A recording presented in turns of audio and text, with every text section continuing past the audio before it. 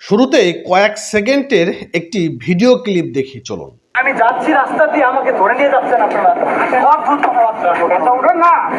আমি কেন অদ্ভুত? আমি রিক্সা দিয়ে যাচ্ছিলাম, বাসায় যাচ্ছিলাম। আমি তো বাজার দিয়ে আমি কেন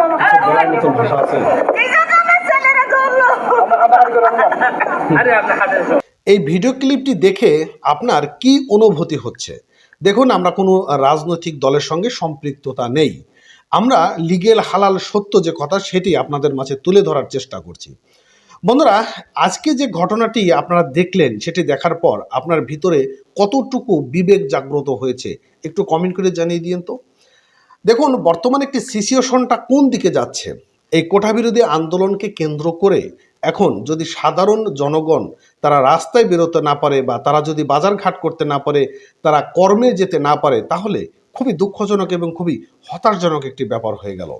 আজ যে ছেলেটিকে তুলে নিয়ে যাওয়া হয়েছে সে কোনো কলেজের স্টুডেন্ট না, সে বাজারে গিয়েছিল একটি বাজার করার জন্য। তার হাতে অবশ্যই একটি আপনারা ব্যাগ দেখতে পেয়েছেন, যে ব্যাগেও কিন্তু তার বাজার ছিল, কিন্তু তাকে হঠাৎ করে ধরে নিয়ে চলে গেল এবং তার মায়ের করুণ আর্তনাদ। হয়তো এই ছেলেটির উপরই এই সংসারটি নির্ভর করছে। তাই খুবই দুঃখের একটি ব্যাপার, খুবই কষ্ট এবং বেদনাদায়ক হচ্ছে।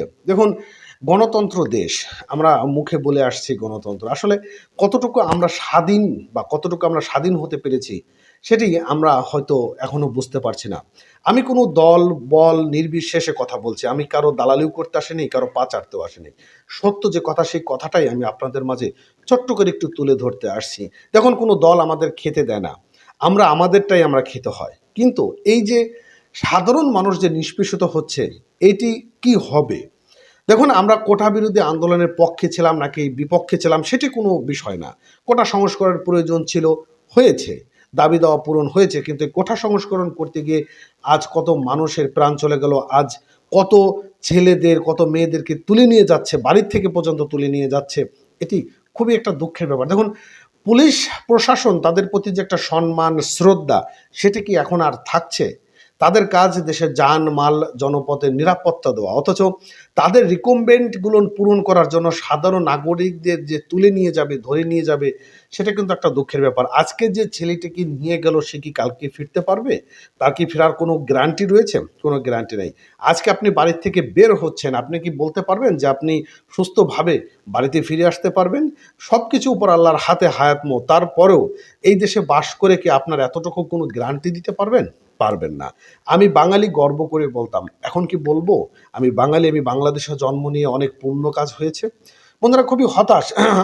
আমাদের মাননীয় প্রধানমন্ত্রী শেখ হাসিনার কাছে একটি আবদার থাকবে, সে আবদারটি হচ্ছে এভাবে কাউকে হয়রানি বা হেনস্থা এইভাবে যেন পুলিশ প্রশাসন না করে।